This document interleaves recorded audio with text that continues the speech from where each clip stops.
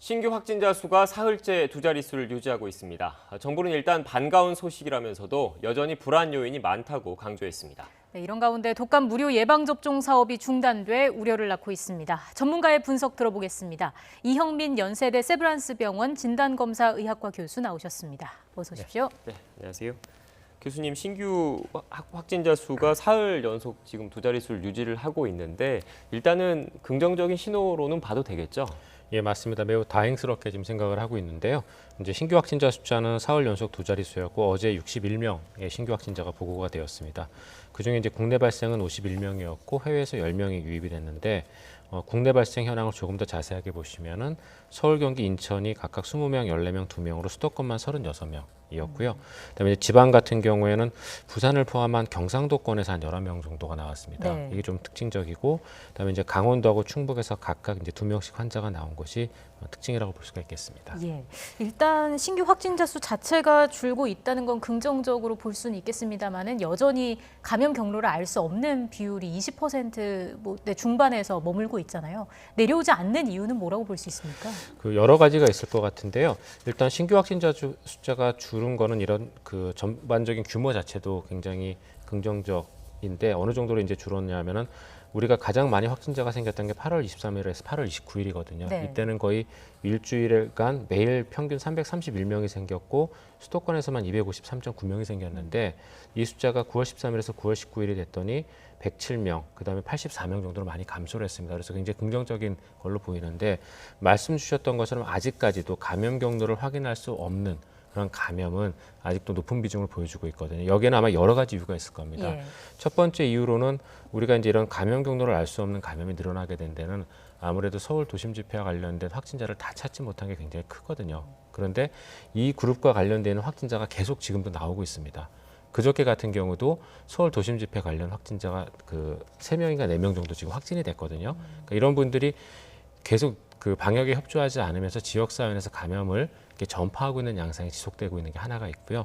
그러다 보니까 이제 무증상 감염을 통한 지역사회 감염이 어느 정도는 지금 조금씩 계속 진행이 되고 있는 상황입니다. 그래서 네. 지금 상황은 이런 숨어있는 감염들이 대규모 감염으로 가지 않도록 좀 개인적인 방역과 이런 것들을 좀 더 강하게 그다음 준수할 그런 필요가 있는 상황이라고 볼 수가 있습니다. 네.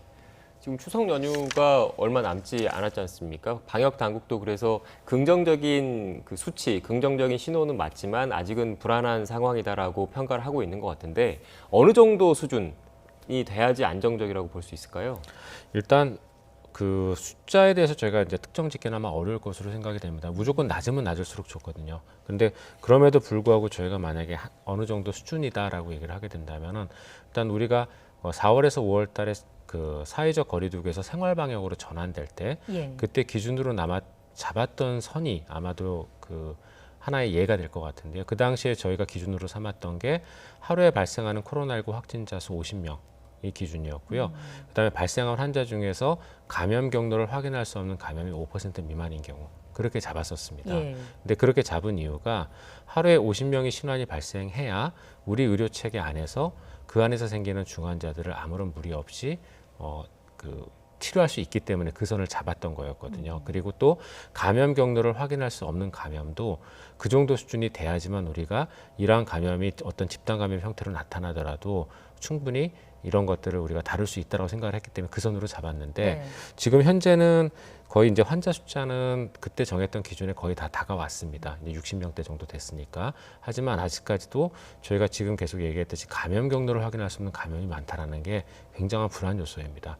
이것들은 언제든지 여러 모임들을 통해서 집단 감염 형태로 나타날 수가 있고 특히 이런 것들이 수도권뿐만이 아니라 추석을 맞이해서 다른 지역으로도 전파될 가능성이 높다라는 측면에서 분명히 부담이 되고 있는 것은 사실로 보입니다. 감염 경로를 알 수 없는 그러니까 현재 조사 중인 비율이 20%대 중반을 계속 유지를 하고 있잖아요. 그런데 이거를 5% 미만으로 낮추는 데는 사실 한계가 있지 않습니까? 역학조사관분들도 있을 테고 우리 의료 역량에서도 좀 그 어려움이 좀 그 가중되고 있는 상황이기 때문에 이렇게 낮출 수 있는 방안, 대안은 없겠습니까?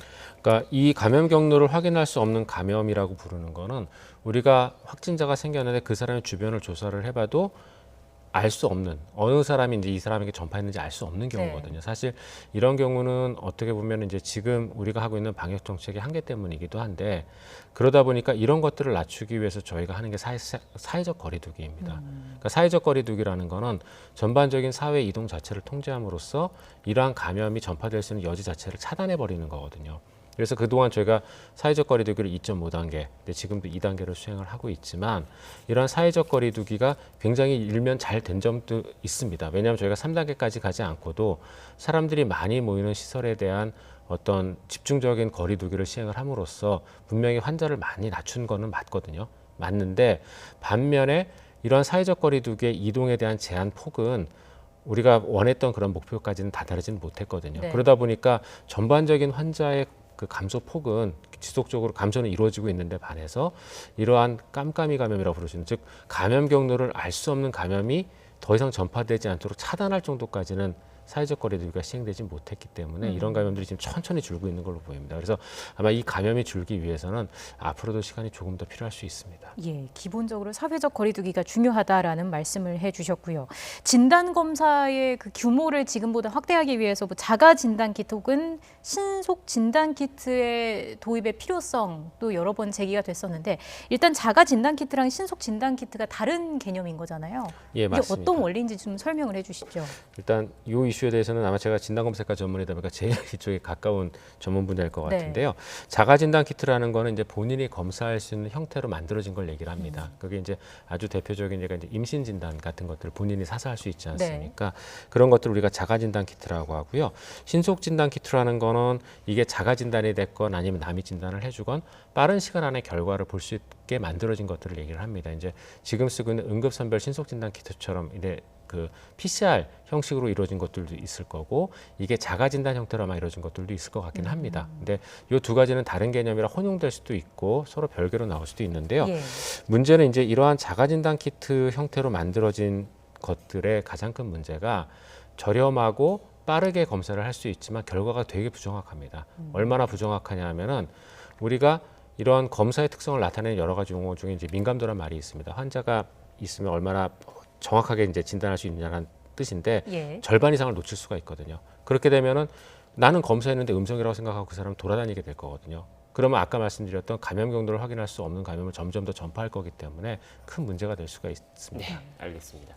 전문가 대담은 중앙방역대책본부 브리핑에 이어서 이어가겠습니다. 지금 시작한 것 같은데요. 현장으로 가보겠습니다. 가족분들께 애도의 말씀을 드립니다. 국내 발생 확진자 현황을 지역별로 말씀드리겠습니다. 먼저 17개 시도 중에 8개 시도의 경우는 신규 환자가 발생하지 않았습니다. 12시 기준의 주요 국내 발생 현황, 먼저 서울특별시입니다. 8월 15일 도심 집회와 관련해서 3명이 추가되어 총 622명의 확진자가 발견되었습니다. 관악구 산모 스포렉스 관련해서 3명이 추가되어 총 13명의 확진자가 발견되었고 강남구 대우 디오빌 플러스와 관련하여 역학조사 결과 관련성이 확인된 14명이 재분류되었고 접촉자 중 1명이 추가 확진되어 총 누적 확진자는 39명입니다. 강남구 신도 벤처타워와 관련해서 조사 중 6명이 추가되어 총 32명의 누적 확진자가 발견되었습니다. 서대문구 세브란스 병원 관련하여 4명이 추가됨으로써 총 50명의 누적 확진자가 발견되었습니다. 다음으로 경기도입니다. 정신요양시설인 박애원과 관련해서 5명이 추가됨으로써 총 29명의 확진자가 발견되었습니다. 부천시 소재한 남부교회와 관련해서 3명이 추가됨으로써 총 20명의 확진자가 발견되었습니다. 다음으로 비수도권으로 부산광역시입니다. 연제구 건강용품설명회와 관련하여 첫 확진자 9월 17일 발생 이후 조사 중 12명이 추가됨으로써 총 누적 확진자는 13명입니다. 부산 동아대학교 관련하여 접촉자 조사 중 1명이 추가 확진됨으로써 총 13명의 확진자를 발견하였습니다. 경북 포항에 소재한 3명 기독병원 관련해서 1명이 추가됨으로써 총 5명의 확진자가 발견되었습니다. 어제 해외 유입 확진자는 10명이고 추정 유입 국가로 볼 때는 미국이 4명으로 가장 많고 이어서 우즈베키스탄, 인도가 각 2명씩입니다. 중앙방역대책본부는 금년 1월부터 최근 9월 20일까지의 각종 감염병 발생 동향을 분석을 하고 있고, 특별히 이 중에서 수두라든지 홍역의 경우 전년 대비해서 수두는 57%, 홍역은 97%가 발생 감소한 것으로 나타났습니다. 이러한 모든 것들은 국민 여러분들의 거리 두기, 마스크 착용, 손 위생 등 방역 조치에 적극적으로 임해 주신 덕분이라고 생각합니다. 다음으로 연구, 치료 등과 관련해서는 렘데시비르의 경우 현재 58개 병원에 432명의 환자에게 공급이 되었습니다. 다음으로 생활방역과 관련해서 말씀드리겠습니다. 행정안전부에서 운영 중인 안전신문고와 관련해서 신고된 주요 사례입니다. 최종 조사 확인은 아직 확정되지 않았으나 신고 사례만을 봐도 우선 광역버스 탑승 관련해서 마스크를 착용하지 않은 승객이 버스 내에서 취식까지 했음에도 제재가 되지 않았다는 사례가 신고되었습니다. 또 대학교에서 강의를 하시는 강사진이 마스크를 착용하지 않았다는 그런 우려된 사례에 대한 신고도 있었습니다. 감염 시 중증으로 이어질 가능성이 높은 고령층에 대해서 거듭 부탁드리는 것은 의료기관 및 요양시설과 관련해서 출입자에 관련된 통제를 철저히 해주시고, 또 이러한 의료기관이나 요양시설에 종사하시는 분들의 다중이용시설 방문, 모임 참석을 자제해 주실 것을 부탁드리며, 유증상자가 있을 경우 신속한 검사도 부탁드립니다. 다음 주 추석을 앞두고 이번 명절은 거듭 말씀드립니다만 집에서 쉬면서 보내주실 것을 부탁을 드립니다. 이렇게 함으로써 전국 단위의 이동을 줄이고 나이가 많으신 부모님, 친지 등 코로나19의 고위험군에 해당하시는 분들과의 접촉을 최소화하기 위함입니다. 가급적 온라인 성묘를 적극 활용해 주시고, 아주 부득이한 경우라도 혼잡하지 않은 시간대에 최소 인원이 성묘를 다녀오시되 단시간만 머무는 것을 권장드립니다. 몇 가지 말씀 올리도록 하겠습니다. 오늘 발생 상황을 말씀드렸습니다만 코로나19 국내 발생이 계속해서 감소 추세를 보이고 있습니다. 저희 방역당국의 실무자로서 다시금 거리 두기를 실천하는 과정에서 우리나라의 국민들께서 보여주신 연대와 협력의 모습, 그리고 말씀드리기 그렇습니다만 위대함도 보게 됩니다. 재유행의 문턱에서 완벽한 사회봉사가 아닌 단계적 거리두기, 그리고 자발적인 노력이 더해진 참여로 이렇게 코로나19를 유행을 억제하는 사례를 다른 나라들에서는 찾아보기가 매우 어렵습니다. 물론 코로나19가 높은 전파력을 가지고 있고 또 무증상 감염까지 더해져 있기 때문에 우리가 언제나 유행 관리를 소홀히 한다면 다시금 확산할 수 있습니다만, 최근 유럽의 상황, 즉 지난 3월보다도 더 큰 재유행을 만나서 다시 봉쇄를 선택해야 하는 유럽의 각 국가는 분명히 다른 상황입니다. 이러한 폭발적 유행의 고비에서 발생을 차츰 억제해 나가고 있는 지금, 우리 모두가 잊지 말아야 할 것은 고위험 시설들과 종교시설을 관리하는 분들, 자영업자, 소상공인, 그리고 이용자 여러분들의 희생, 인내, 그리고 이웃에 대한 사랑이 있었다는 점입니다. 저희 방역 당국도 이에 대해서 깊이 감사드리고 다시 같은 일을 겪지 않도록 방역 관리에 더 노력하겠습니다.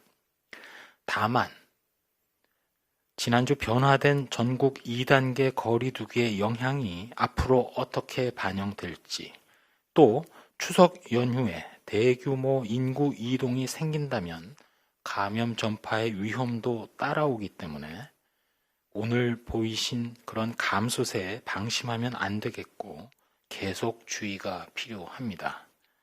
흔히들 얘기하듯이 산을 내려갈 때 하산길이 더 위험한 셈입니다.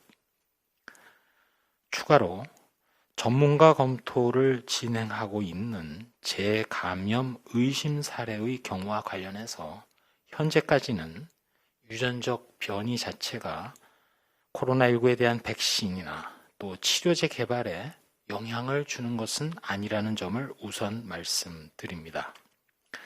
또 한 번 덧붙이자면 치료제나 백신, 마스크 이런 수단들도 사실상 코로나 바이러스와의 대결에서 거리 두기의 한 부분이며 중요한 역할을 합니다. 즉, 거리 두기라는 것은 코로나19 바이러스가 지나가는 길을 막거나 끊어버리는 모든 행위나 수단을 포괄합니다. 코로나19에 효과적이고 안전한 백신이 등장하기 전까지는 사람과 사람 간의 물리적인 거리 두기, 또 마스크를 통한 직접 전파 차단이 가장 확실한 대안이고, 코로나19 백신이 개발된 이후에는 인공적으로 거리 두는 효과까지 합쳐져서 물리적인 거리 두기와 인공적 거리 두기의 완전한 거리 두기를 통해서 코로나19 유행을 종식시키게 될 것입니다. 백신이나 효과적인 치료제 개발 전까지는 거리 두기의 생활화로 충분히 코로나19를 억제하고 또 나아가서 치명률을 낮추는 대응이 가능할 것이며 반드시 그렇게 할 수 있다고 생각합니다. 국민 여러분들을 믿고 또 거듭 감사드리며 추석 연휴에도 말씀드린 거리 두기를 염두에 두시고 지내주시기를 바랍니다.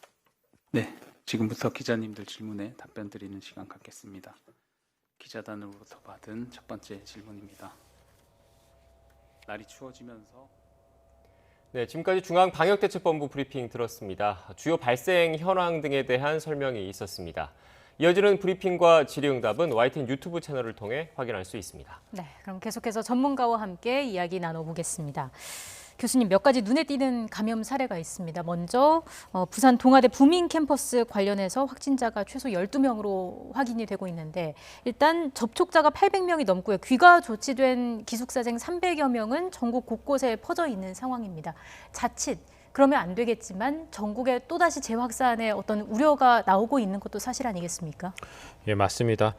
지금 해당 말씀 주신 사례 같은 경우에는 이제 동아대학교 부민 캠퍼스에서 그동안 그 비대면으로 수업을 하다가 이제 대면 수업으로 전환이 되면서 네. 거기에 따른 동아리 모임에서 이제 집단 감염이 생긴 걸로 생각을 하고 있는데요. 지금 현재까지 접촉자가 800명이고 그중에 기숙사에 거주하는 학생들이 이제 귀가 조치됐기 때문에 이분들에 의한 그 각각의 지역 사회 안에서 이제 확산을 염려하는 목소리들이 좀 있습니다. 근데 문제는 이제 이분들에 대한 귀가 조치가 아마도 역학조사나 이런 것들을 통해서 아마 더 이상의 확진자국의 접촉이 없기 때문에 이루어졌을 걸로 생각이 되고요. 그런 경우라면은 저희가 이제 이분들에 대한 걱정은 하지 않아도 되겠지만 그 부분이 얼마나 정확하게 이루어지는지를 좀 봐야 될 것 같습니다. 네. 그리고 서울 강남구 주상복합 건물인데 대우 디오빌 관련해서도 확진자가 계속 나오고 있습니다. 현재 방역 당국이 역학조사를 진행하고 있는데 이 감염 경로는 어떤 가능성이 있겠습니까? 지금 대우 디오빌 플러스 같은 경우는 여태까지 관련 누적 확진자가 총 24명인데 문제는 이분들이 발생한 그 층과 그다음에 각각의 어떤 역학적인 동선이 지금까지도 명확하지가 않습니다. 네. 일단 발생 층수가 3층, 8층, 9층, 10층, 12층 중심으로 이루어졌고요. 그다음에 각각 이렇게 서로 연관되지 않은 층에 사는 분들이 지금 산발적으로 감염이 일어났기 때문에 이에 대한 감염 경로를 확인하기가 좀 되게 어려운 상황인 건 맞거든요. 다만 우리가 이제 이런 그 건물 중심으로 집단 감염이 생겼을 경우 가장 의심해 볼 수 있는 건 일단은 엘리베이터, 승강기기는 합니다.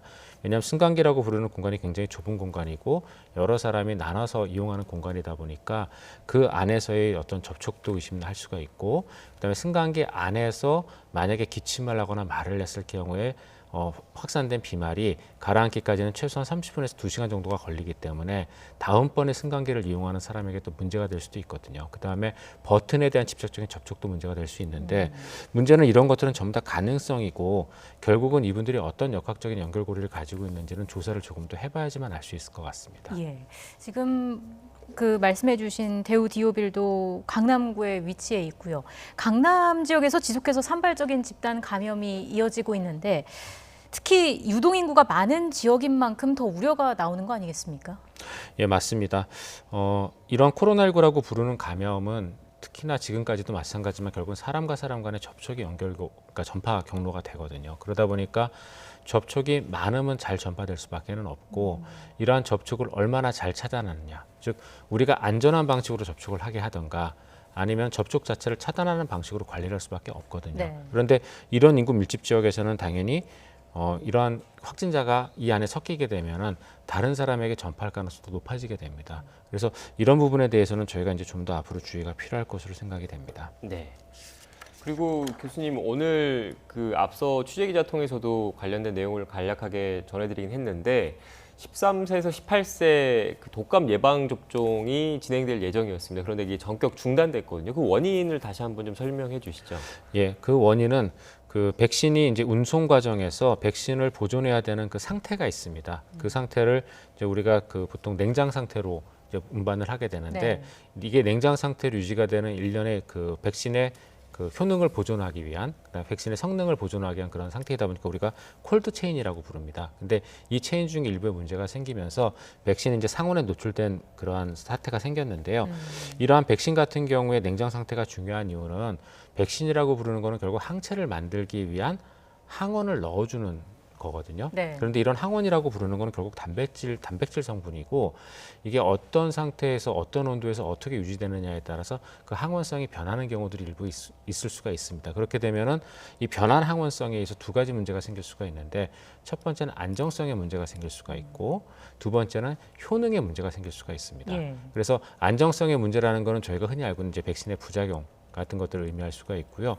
효능의 문제라는 거는 이 백신을 맞고 과연 얼마나 많은 사람들이 효과적으로 항체를 만들어냈느냐라는 문제가 되거든요. 그래서 이 두 가지에 다 영향을 줄 수가 있기 때문에 이런 백신의 운송 과정은 굉장히 중요한데 해당 백신 같은 경우에는 운송 과정 중에 이제 상온에 노출되는데 이 상온에 노출된 시기와 기간이 어느 정도 되느냐에 따라서 이 백신을 쓸 수 있을지 없을지가 결정이 될 것 같고 만약에 이 백신을 우리가 전량 폐기해야 된다고 결정이 네. 된다면은 그러면 아마 백신의 접종 전략 자체를 좀 일부 바꿔야 될 수도 있을 것 같습니다. 이런 백신의 그 운송 과정의 중요성에 대해서는 또 한 가지 얘가 지금 미국에서 개발 중인 모더나의 백신 같은 것도 여기에 해당이 되거든요. 왜냐하면은 미국 모더나의 백신 같은 경우에는 냉장 정도가 아니라 마이너스 70도씩, 영하 70도씨에서 보관하고 운송을 해야 됩니다. 그래서 이런 모더나 백신이 개발되더라도 접종이 되게 어려울 거라고 했던 이유 중에 하나가 이제 그런 부분들에도 있었거든요. 그래서 이런 백신 같은 경우에는 만드는 것도 중요하지만 얼마나 접종하기 전까지 잘 유지되고 운송되느냐도 사실 중요한 문제라서 이에 대한 좀 주의가 앞으로도 좀 더 필요할 것 같습니다. 예, 이번에 유통 과정에 문제가 된 백신의 안전성에 문제가 있다고 판단이 되면 접종 전략을 바꿔야 한다라고 말씀해 주셨는데 뭐 어떤 식으로 바꿔야 하는 건가요?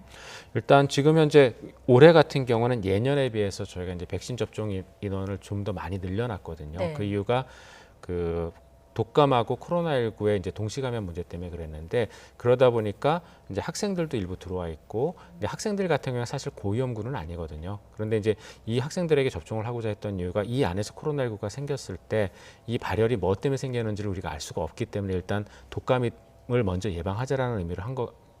이 독감 예방 접종을 하기로 결정을 한 거라 이러한 전략을 아마 수정을 일부 해서 백신을 접종해야 되는 대상군을 우선순위를 결정을 해서 아마 재조정을 일부 해야 될 수도 있을 것 같습니다. 네. 이 부분에 대해서는 현재 그 방역 당국이 조사를 하고 있으니까 조사 결과에 따라서 어떤 조치가 취해질지는 추가적으로 확인을 해봐야 할 것 같습니다.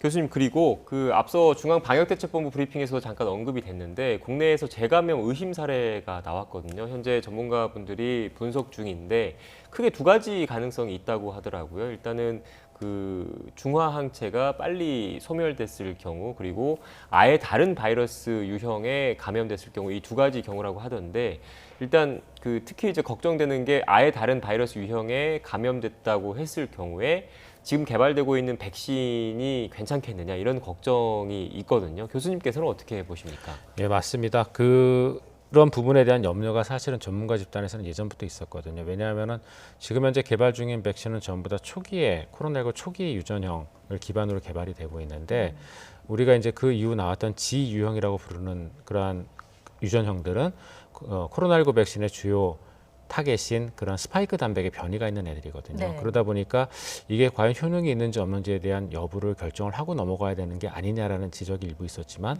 거기에 대해서는 아직까지는 평가는 없었습니다. 그런데 지금까지 보고된 재감염 사례 현재까지 전 세계적으로 5개국에서 6개의 사례가 보고가 됐거든요. 그런데 그 사례들을 보시면은 일단 다른 유전형으로 감염된 사례도 있지만 동일 유전형으로 감염된 사례도 있습니다, 분명히. 그래서 이런 것들이 어떻게 보면 이런 유전형의 변화라든가 이런 것과 연관이 돼 있을 수도 있겠지만 그렇지 않고 중화항체가 어떻게 감소하면서 그 재감염이 됐을 가능성도 우리가 완전히 배제는 할 수 없기 때문에요. 네. 이런 사례들은 저희가 좀 더 살펴봐야 될 것 같습니다. 다행스럽게도 현재까지 보고된 그러한 재감염 사례는 0.04% 정도 되거든요. 그래서 이게 어느 정도 차지를 하는지는 좀 더 추가 연구를 해봐야지만 정확한 면모를 파악을 할 수가 있겠지만 아직까지 재감염 사례가 그렇게 많은 것은 아니기 때문에 이에 대해서는 좀 더 추가 연구를 통해서 정확한 사실들을 우리가 파악을 해봐야 될 것 같습니다. 예, 혹시 재감염 사례가 계속해서 신고가 된다면 백신이나 치료제 개발에도 영향을 미치게 될까요?